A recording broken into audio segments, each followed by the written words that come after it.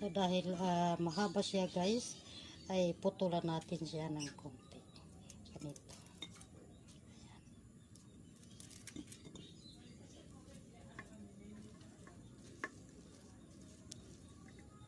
Okay, tapos naman ito ano na ito guys. Malinis na ito guys. Nugasan ko na sa labas.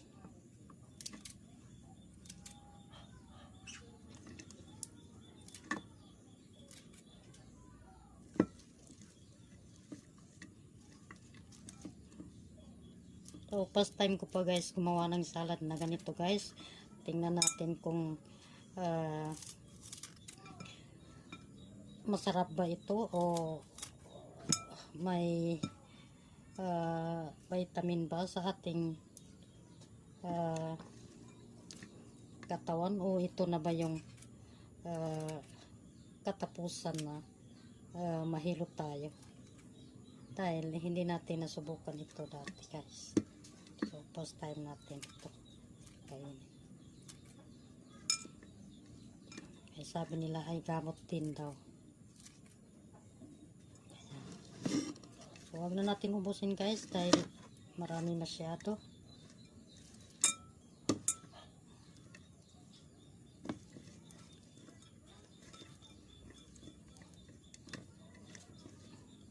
Hindi ko alam kung linuluto ba ito o ginigisa ba ito o ganito lang guys. So, marami pang natira. So buksan natin muna guys. Lagyan natin paminta.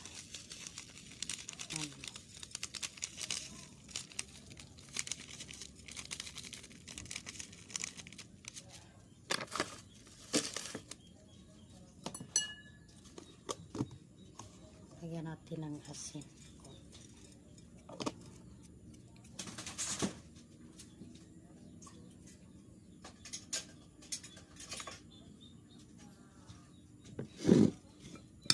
Lagyan natin guys.